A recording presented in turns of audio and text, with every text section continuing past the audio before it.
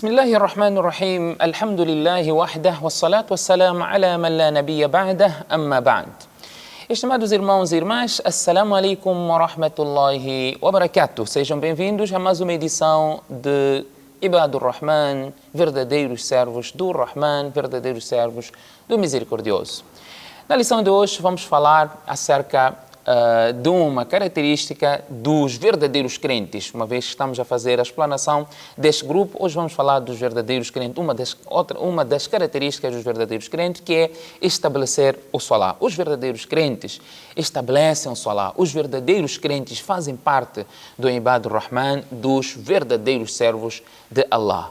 Eles estabelecem, assim como Allah subhanahu wa ta'ala diz, para estabelecermos o Salah e não simplesmente fazemos o Salah. Quando falamos do Salah, vamos entrar na questão também de fazer o Salah em congregação no Masjid. Para os homens em particular, quantas vezes nós não deixamos de ir ao Masjid com motivos banais?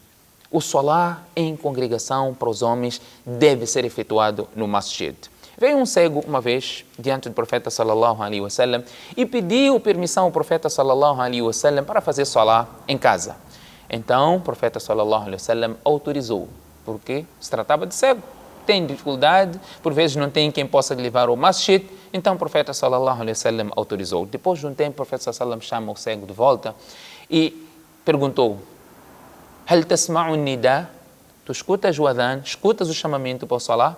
Ele disse que sim. Então o profeta sallallahu alaihi wasallam disse: tu tens de ir para o masjid. Até o cego, o profeta sallallahu alaihi wasallam tem de ir para o masjid. O profeta havia autorizado. Ulema explicam que Jibril alaihi salam veio e informou o profeta sallallahu alaihi wasallam que o salah deverá ser feito no masjid. Não tendo razão válida, o salah deverá ser efetuado no masjid. Os homens devem fazer o salah em congregação no masjid. E Abu Hanifa rahimahullah, para não mencionar só Abu Hanifa, Ali radiallahu anhu, Abdullah ibn Mas'ud radiallahu anhuma, diziam: La salata li jari al-masjid illa fil masjid. Não há salah para quem vive perto do masjid, senão no masjid. Falando do salat obrigatório, deverá ser feito no masjid. A minha irmã em casa, se puder fazer no masjid, está perto do masjid, está em algum lugar em que tem o masjid, chegou a hora de salah, faça salah no masjid. Por outra, não existe nenhum impedimento, não existe nenhum hadith onde se proíbe as mulheres de ir para o masjid. O profeta sallallahu alaihi wasallam diz: quando a mulher pedir permissão para fazer salah no masjid, ela deve ser autorizada. Portanto, apesar da casa onde ela faz salah ser melhor para ela, melhor lugar, mas o profeta sallallahu alaihi wasallam diz: quando ela pedir permissão de ir para o masjid, ela não pode ser impedida de ir ao masjid. Se a mulher não pode ser impedida, o que falar do homem em que tem o dever de efetuar o salah no masjid? O profeta sallallahu alaihi wasallam disse: o meu desejo era de se fazer o adhan, se fazer o iqama, eu nomear alguém para dirigir o salah e eu sair com um grupo de jovens e juntarmos lenha para queimarmos casas daqueles que efetuam o seu salah nas suas casas. O profeta sallallahu alaihi wasallam era aquele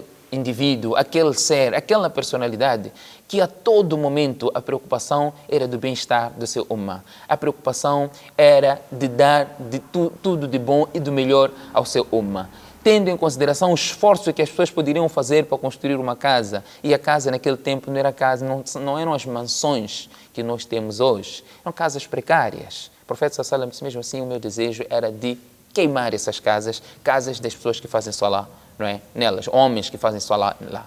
O profeta sallallahu alaihi wasallam não concretizou esse desejo, conforme lá mais explicam, porque lá fazem salah as senhoras, as mulheres rezam em casa, portanto não tinha como ser essas casas serem destruídas e elas não teriam onde fazer salah. Mas aqui mostra a vontade e o desejo do profeta sallallahu alaihi wasallam no que concerne aquele indivíduo que faz salah em sua casa. Para não falar das vantagens que nós temos quando nós vamos ao masjid e efetuamos o salah no masjid. O profeta sallallahu alaihi wasallam diz: aquele indivíduo que fizer a ablução em sua casa e caminhar para o masjid para efetuar o salat, não é, no masjid, cada passo que ele for a dar, ele tem a recompensa pelo passo que der e por cada passo que der ainda um pecado é perdoado. Portanto, o salah deve ser algo que todos nós tenhamos como preocupação de efetuarmos na sua devida hora, conforme o Corão declara, Inna salata kanat alal mu'minina kitaba mawquta, o salat foi prescrito para os crentes a ser efetuado